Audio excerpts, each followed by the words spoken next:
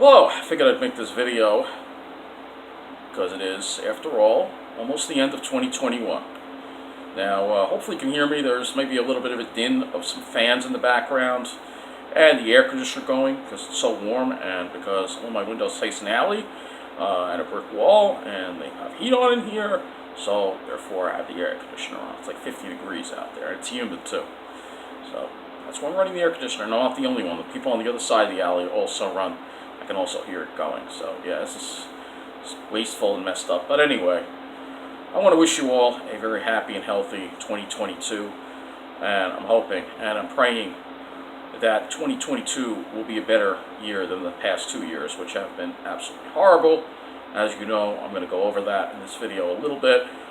The pandemic, obviously. Needless to say, the pandemic has caused tremendous strife and problems, particularly economically, and quality of life is gone very much downhill for a lot of people, particularly, of course, those of us who are not a certain demographic of white finance professionals. They have not suffered at all. Their quality of life is actually better than ever in places on the South Shore. But here, in the middle of the island, just an example of what it has become. It feels really like I'm living in Westbury all over again. No life, creepy people hanging around, and just filth and neglect everywhere here in Mineola. That's what it's turned into. And I'm wondering if 2022 is going to be the last year that I'm going to be in Mineola. Because at the rate things going, I think it will be. The neighborhood is just going through with the same thing Westbury happened to Westbury. It's being redlined. Problems are moving in. Criminals, illegals, neglect. You just look at the people walking around tonight. Swagger walking. That's all. The only people I saw out were swagger walkers. That's it. Their pants drooped down all the way. Smell of weed in the air. I didn't see any regular people at all. Not any regular people, as in people who are not dressed in saggy pants and swagger walking. All right, that is very concerning. So obviously, 2022 brings some changes for us here in Nassau County. We have a new county executive, Bruce Blakeman, and Bruce Blakeman has said he's going to tackle these crime and quality of life issues. But we'll see if he's really going to tackle them, or like all the other politicians, most likely he is going to just look out for a certain demographic and make sure that a certain demographic is safe, while the rest of us are continuing to deal with the problems. And hopefully he will be cleaning up the county, and I mean the entire county, not just the camera position's a little different. It just had it kind of looked like it was going to fall, because I'm using my phone for this, putting it up on something. Looked like it was going to fall, and I caught it just in time, so hopefully that doesn't happen again. But hopefully you will. And for the city, you have Eric Adams taking over as mayor, and of course what happens in New York City is very, very important to Long Island, and the state in general, because without a healthy and vibrant New York City, New York State will suffer. New York City is pivotal to the state's economy. And I'm hopeful Eric Adams realizes that. I think he does. And his background as a former police officer will hopefully mean he is going to be tough on crime and these quality of life issues, because it's out of control in the city. As bad as it seems here in the middle of the island, it is like 50 times worse or 100 times worse in the city regarding crime, homelessness, and violent individuals just out on the streets causing problems. And hopefully Eric Adams makes this his priority on day one. That's going to be very important. I'm really hoping that we can stop this decline. That's as far as what I want. 2022 is for this decline to stop. I want the city to be cleaned up. I want the middle of the island to be cleaned up, and we should just be treated all just like everybody else. Why should Mineola be treated the way it is? We shouldn't have our elevators breaking at our train station. We shouldn't have trash all over the streets. We shouldn't have homeless living in our town. We should have the same vibrant, we should have new businesses here. We should have the same vibrant quality of life that they have in places like Rockville Center and Lynbrook and Babylon and Belmore. We should have that here too, and that's what I want.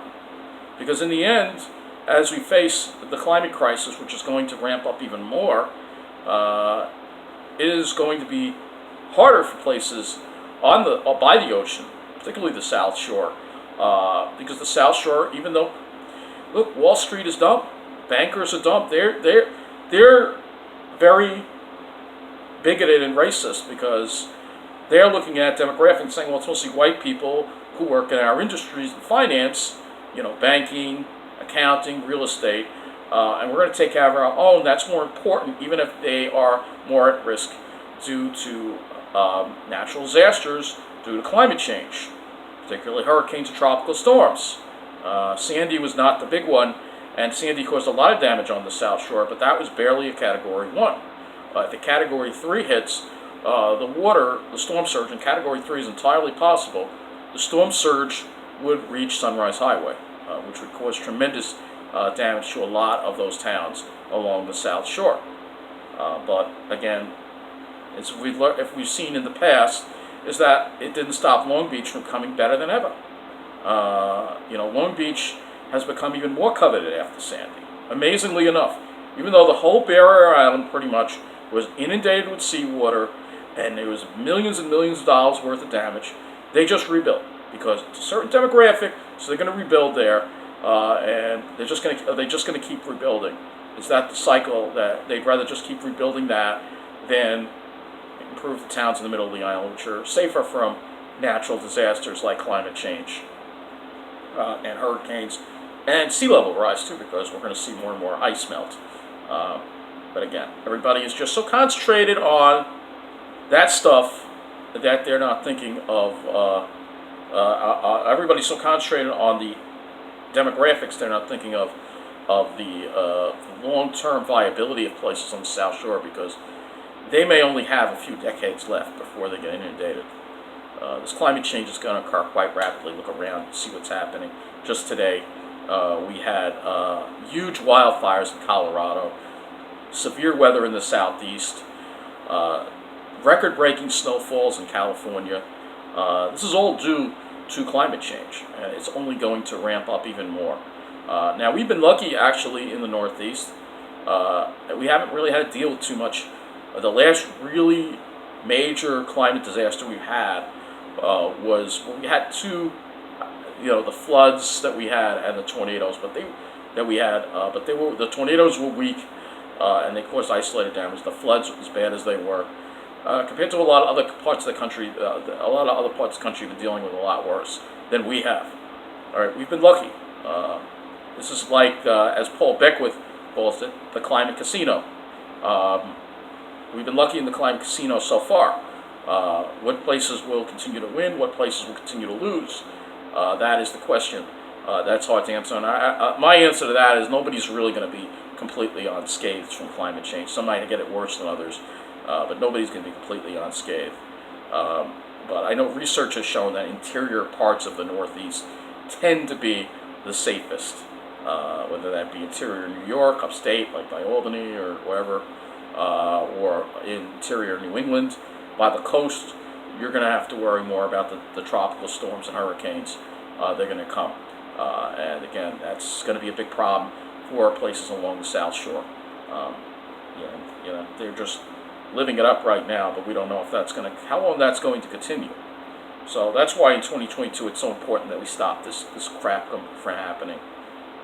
We reverse the quality of life, because if I have to move, first of all, it's going to be very hard to find a place on the South Shore because it's so coveted, and they only want to be with their own kind. We all been through this a million times. They're taken care of, and they're only going to rent to their own kind. You see, you're in a program, you have a mental disability, they're not going to let you live there, outright discriminating against you, and also raising the rents higher than an agency can pay. And that's given that even if my agency was willing to even consider because again, there was a change. My agency got taken over, and I can't just choose where I live anymore. All right, and of course, the end game, of course, as we all know, is the plan, which means I have to go live in New Jersey, which I've explained to you in a video I did a couple of days ago. Would be very hard. A couple of videos I made on it because of the way things are laid out. It's also hotter there.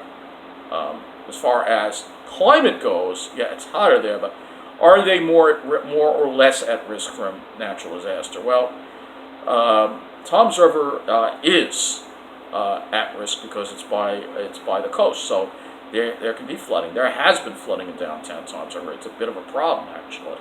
That's only going to get worse due to climate change. So it's not really an area that's safe from climate change. It's just as much at risk as the South Shore is. Which is why it's so important for me, for this crap that's going on in the middle of the island, to stop. In 2022, I got to ramp it up even more. We got to ramp it up more because, again, if I were to, let's say I could live on the South Shore, now I'm putting myself at risk of climate change natural disasters. All right? And I don't want to go through a flood. All right? That's horrible. All right? I don't want to go through that. All right? But at the same time, a flood once in a while, or daily, I may have to choose between a flood once in a while or daily quality of life issues where I feel unsafe in my own neighborhood, and that's what it's come down to. I don't feel safe here, particularly at night, and I really hope Bruce Blakeman can turn this around. I really do. I really do. I do not want to have to live on the South Shore, but I'm willing to fight to live there if this town can't be saved. And we'll know in a few months into the Blakeman administration, probably by March or so, if he's going to help us or not. If he's not, then I'm going to have to fight to live on the South Shore, and that's going to be a very uphill battle. I would be up against a lot, but I'm willing to fight like hell to live there if that's what it comes down to, and not be driven out of Long Island, because again, living in New Jersey would be very hard. Alone, the prospect of that would really just, it could finish me off. It really could. I need to stay on Long Island. I need to,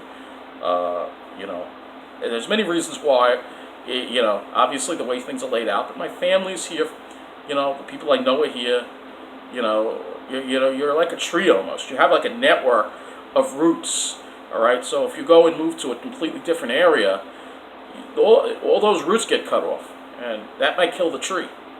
So that's the way I feel, in 2022. I'm hoping that we can turn this around. I really hope that we can turn this around. I haven't completely given up yet. There's always a shred of hope that we can turn things around in the middle of the island. And hopefully with the new county executive, and even though the governor doesn't care, hopefully maybe our a local county executive can help us. We'll know in a few months. I like to give people at least a couple of months. We've given Hochul a lot more than that. She's been with the governor now for, I think, almost 3 months now, and she's been a complete disaster. So we know. I mean, I knew right away. I knew within a month. Within a month, we'll have an idea of what Bruce Blakeman is going to be like. And then 3 months from now, in March, we'll have a very good idea of what he's going to be like. But for me, I'm not getting any younger. It's harder and harder, the quality of life here in the middle of the island. Not just with the things I got to see every day, the depressing things, but also the transportation getting worse. We'll see. I'm hoping and praying that 2022 is a better year for me and for all of you as well. We have to put this pandemic behind us. I'm tired of hearing about people getting, these long lines, people getting tested. All right, they feel like they have a cold, so they're going to get tested. No, I'm sorry. It is, as long as you're vaccinated, COVID, especially the new variant, which is now the dominant, it's become the dominant, Omicron, does not really make people very sick. It's like a cold, basically, to a lot of people. So what are we going to do? Go nuts over a cold-like virus spreading around? I mean, there's shortages of fire departments in the city, Bus drivers, we all know the subways had a cut service. We're going to go into 2022 like this, or we're going to say enough already. Let's get on with our lives. There's no need to go wait in a line for 2 or 3 hours to get tested. There's no need to stay home if you have tested positive. In my opinion, there's no... Look, if I get on a bus and the bus driver tested positive for COVID, as long as he's not coughing up a lung, let him work. I don't care. All right? The only places where people really need to stay home if they're sick are the places where people have always needed to stay home when they're sick, and that's healthcare and food preparation. Other than that, people need to just, as long as they're, able to, they should be able to work. And this is causing a huge disaster. We've got to move past it. The state of emergency, that was actually, Carney declared a state of emergency in Delaware. The state of emergency is completely man-made. Because people are testing positive for COVID, they're staying home. Just because they're testing positive doesn't mean they should stay home. This crap has to end. And we have to put an end to it in 2022 because we have way more serious things to tackle, and we've got to move past this pandemic and tackle the much more serious business of the environment, the climate crisis, which is more of a national world issue, and locally we've got to tackle quality of life issues like crime, vagrancy, and decay. All right, so we've got to do those things in 2022. All right, so I don't want to make this video too long, but I figured I'd talk to you face to face. And again, I wish all of you a happy and healthy new year.